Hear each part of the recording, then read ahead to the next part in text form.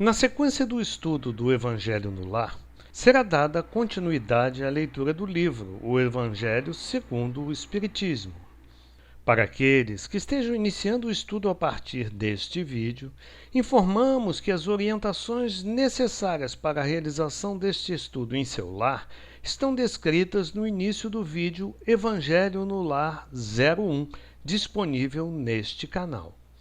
A seguir, apresentamos os procedimentos recomendados.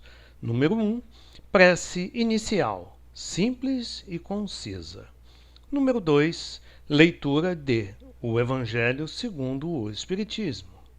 Número 3. Comentários em voz alta, moderada e clara, conforme o seu entendimento. Número 4. Fluidificação da água através de prece simples. Número 5. Prece final, simples e concisa. Após o período de isolamento social, orientamos em nossa sede como fazer o estudo do Evangelho no Lar em 3 reuniões presenciais, sempre às terças-feiras, às 19 horas. Paz e bem a você que veio estudar conosco. Sou Arlindo, médium desta sociedade. Para o cumprimento desta tarefa, rogo proteção e inspiração aos nossos benfeitores espirituais. Graças a Deus te damos, Senhor, por esse momento, desse encontro fraterno em que vamos aprender essas máximas evangelhos, para que possamos seriamente colocar em nossas vidas. Todas as vezes que for requisitado o nosso comportamento, que lembremos dessas máximas a fim de que possa elas fazerem parte de nossas vidas. Obrigado, portanto, Mestre Jesus, benfeitores espirituais, para quem nós pedimos a permissão para iniciar nosso estudo. Graças a Deus. Nessa oportunidade, nós vamos estudar o capítulo 4 de O Evangelho segundo o Espiritismo, cujo título Ninguém pode ver o reino de Deus se não nascer de novo. As lições desse capítulo versam sobre a maior escola cósmica de educação espiritual, que é a reencarnação. Escola essa que pressupõe trabalho, lutas diárias para aprimoramento do espírito e matéria. Podíamos dizer que é uma escola de educação continuada. Vamos à leitura. É o capítulo 4, Ressurreição e Reencarnação. A reencarnação fazia parte do dogma dos judeus, sob o nome de ressurreição. Só os saduceus, cuja crença era a de que tudo acaba com a morte, não acreditavam nisso. As ideias dos judeus sobre esse ponto, como sobre muitos outros, não eram claramente definidas, porque apenas tinham vagas e incompletas noções acerca da alma e da sua ligação com o corpo. Criam eles que um homem que vivera podia reviver, sem saberem precisamente de que maneira o fato poderia dar-se. Designavam pelo termo ressurreição o que o Espiritismo mais judiciosamente chama reencarnação. Com efeito, a ressurreição dá a ideia de voltar à vida o corpo que está morto, o que a ciência demonstra ser materialmente impossível, sobretudo quando os elementos desse corpo já se acham desde muito tempo dispersos e absorvidos. A reencarnação é a volta da alma ou espírito à vida corpórea, mas em outro corpo, especialmente formado para ele e que nada tem de comum com o antigo. Essa máxima de Jesus, além de ser um consolo material, é esperança para o espírito na renovação dos nossos valores morais. E as máximas outras, as muitas moradas na casa do meu Pai, a pluralidade das existências dos mundos habitados, revelam para a gente o constante movimento que existe no cosmos, com vista à evolução e o progresso dos mundos e dos espíritos.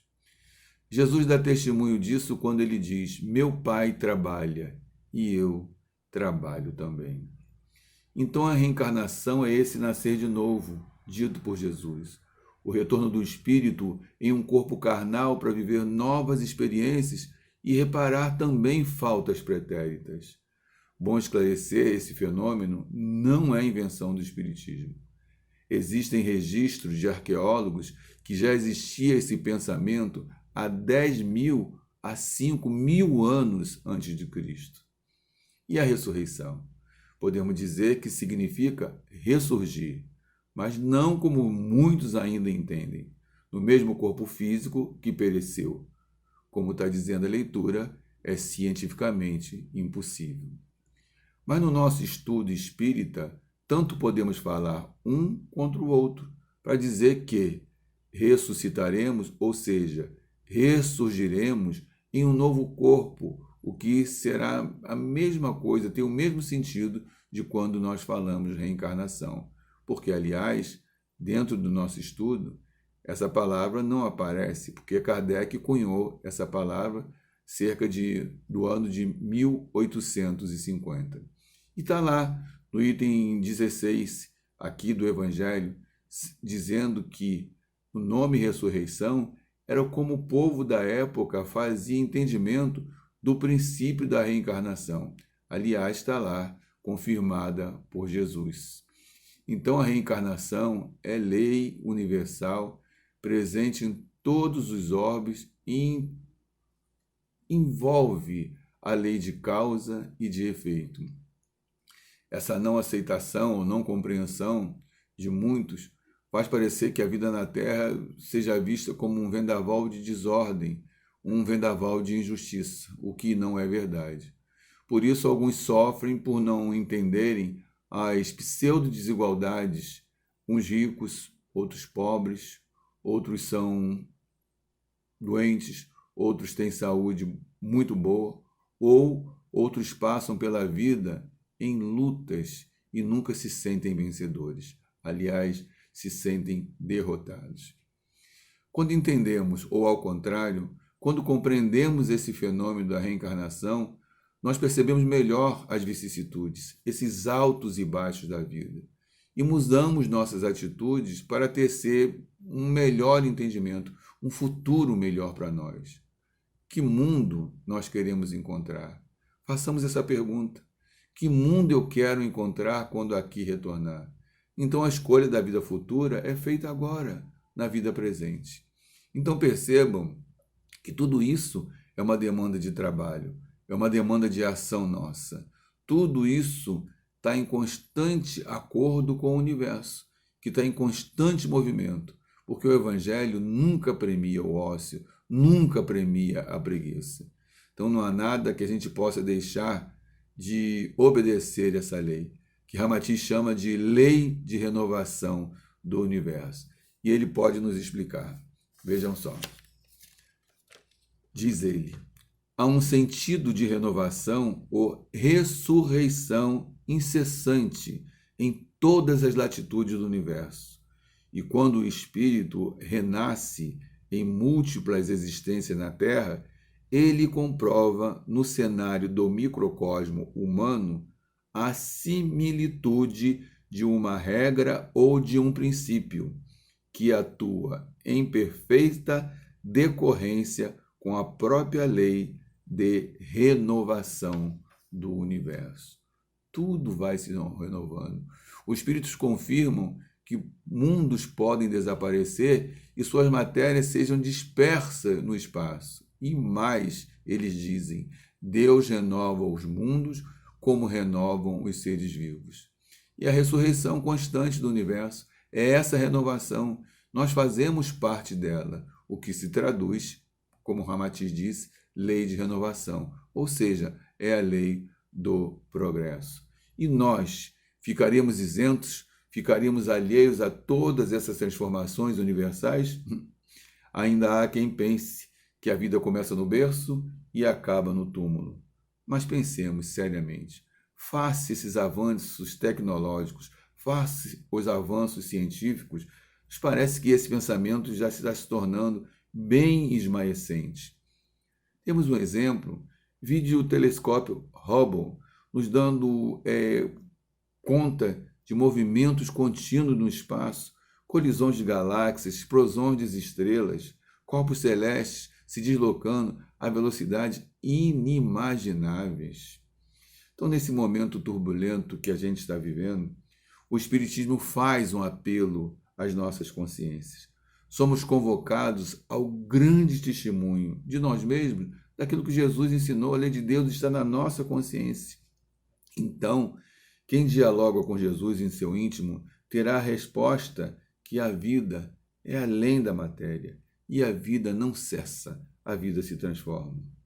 É muito lícito a gente compreender que aquela época Nicodemos não conseguiu entender quando Jesus disse: é preciso nascer de novo. E Nicodemos tinha dúvida como é que um homem pode, pela segunda vez, entrar no útero materno. Mas nós estamos na modernidade, nós estamos em outra época. E aí Jesus ainda diz para ele: és mestre em Israel e não sabe dessas coisas? Porque Nicodemos era letrado, era senador. Abamos nossos olhos e ouvidos a essa realidade que nos chamam a nos transformar, a nos compreender melhor a lei maior. Porque nós reencarnamos com um programa de serviço, nós reencarnamos com um plano de compromissos assumidos perante a espiritualidade e perante a nós mesmos. Aliás, nós não encarnamos, nós imploramos por encarnar. Por isso Deus impôs a reencarnação para nós, para nos mostrar o que nós devemos fazer. Se nós sairmos da rota por desobediência à lei, a desobediência, obviamente, vai requerer reajuste. Então não se trata de saber quantas idas e vindas a gente veio. Se nós já reencarnamos, desencarnamos centenas ou milhares de vezes. Se em determinada existência nós fomos um rei muito justo. Se em outra existência fomos sacerdotisa, isso não importa. Mas sim, o que importa é as contas que nós vamos dar dos nossos despertamentos morais que Deus depositou em nossos corações. Vamos nos autoiluminar? Esse é o convite. Muita paz.